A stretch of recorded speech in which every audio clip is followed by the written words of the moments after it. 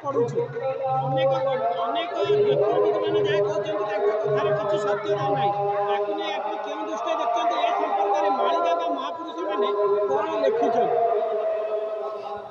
जय जगन्नाथ जय जगन्नाथ आपण जहाँ पचारे मालिका खड़िकार खड़ी बणा ठार गार सब गुपत हो एक महापुरुष लिखिं किंतु बर्तमान आमर मालिका घुंची जीवार मुख्य कारण रोचे महापुरुष जहाँ लिखिं जोटा जो समय हवा कथा ता घुंची जीवार कारण अच्छी जो मालिका महापुरुष अच्युतानंद महापुरुष पंचसखा लिखिं सी कहते आपणकर देखु आज गोटे दिन आपणकर ओढ़ण षष्ठी आज जशवंत महापुरुषंकर महाप्राण दिवस तेणु ये पंचसखांकर समस्ते आसिक एकाठी होती पंचसखांकर जो मत थिला आपणकर देखंतु अगम्य भाव जाने जशवंत गारकटा भाव जाने अनंत आगत नागत अच्युत जाने बलराम दास तत्वबखाणे भक्तिर भाव जाने जगन्नाथ पंचसखा ओडिशा महंत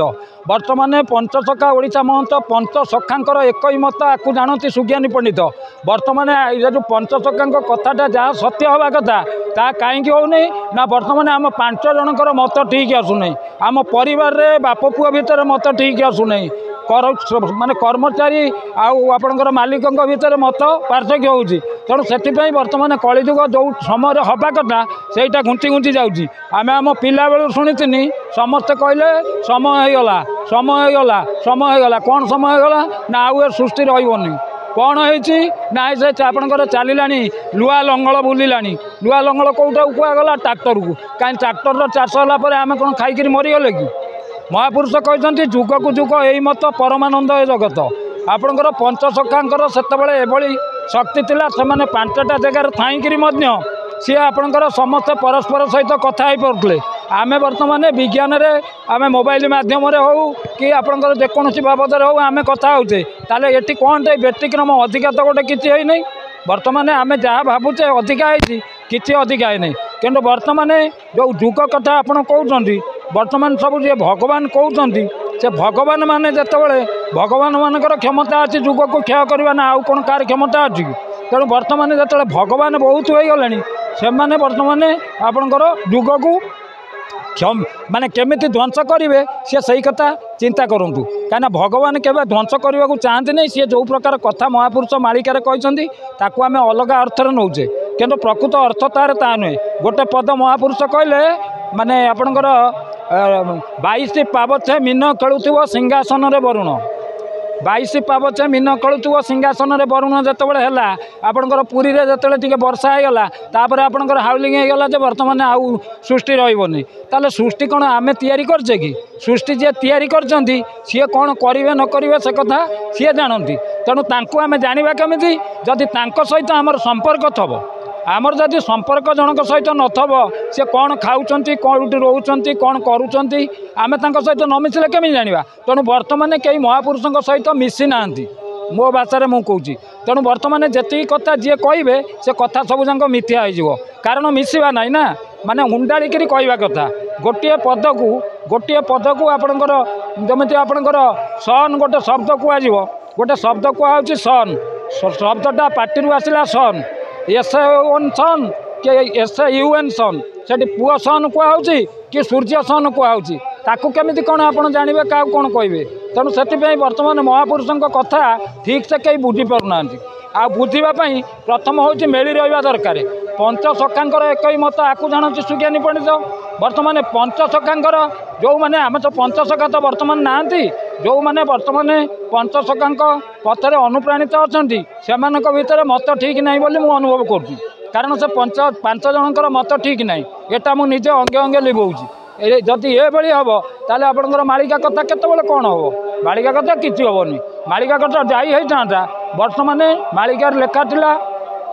प्रभु बोलाइबे पणे पणे निखिल निस्तार कर्ता जड़े बर्तमान पण पण प्रभु प्रभु जिते पण पण होती आपणकर से भगवान श्रीकृष्ण जिते आसले से आपणकर जो पुंडरीक कृष्ण जड़े बाहरिक कहले जे मते पूजा कर मुझे भगवान मुझे शंखचक्र धरची मु सबू करची किंतु से कौन कले से प्रभु आसते प्रभु आसिक तार जो माने प्रभु कौन सी हो कि पुंडरीक कृष्ण तो केवल प्रभु हम नहीं तेणु प्रभु आसिक तार गर्भ को भांगी तेणु बर्तमान कौन होती गर्भ भांगला वाला कहीं ना बर्तमान आप कहीं क्या किसी कहींपर जेजा हाथ में जेजा 14 पा सेटा जो कहला आपंकर समस्त हाथ में समस्त लंब हो 3.5 हाथ तेणु बर्तमान जेजा हाथ में जेजा 14 पा से अर्थ को न जाकि बर्तमान अर्थ को जाऊँ मु जहाँ जानी मो ठार कहीं किसी जानी ना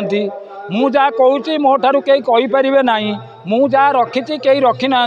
मु जहाँ देखी कहीं देखी ना से कथा आपणकर भगवान श्रीकृष्ण उद्धव को कहले कहले उद्धव मन रखिथु मो मले मत तू पाइबू माने से अर्थ कौन ए अर्थ कौन ये तो आमर मिली ना बर्तमान आमर प्रतियोगिता चली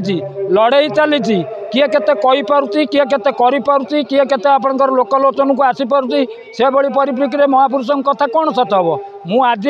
महापुरुष जशवंत पीठरे कहूँ बर्तमान आज कहूँ मुझे आपंकर गोटे चैलेंज देला भाया कथा कहूँ बर्तमान जी कहते भविष्य कथा पर्टिकुलर गोटे डेट देकर कहतुनि कौ दिन कौन हम बोली गोटे डेट कहतु समस्ते तो कहीदे गोटे डेट कहतु आम तो डेट कहींपारूनु किंतु से गोटे डेट कहतु आ से जो डेट कहे मु कहूँ पंचसखा माने पंचसखांकर माने पथरे अनुप्राणित हवा लोक कहूँ आपंकर से जो डेट देवे से डेट मुझे चेंज करदेवी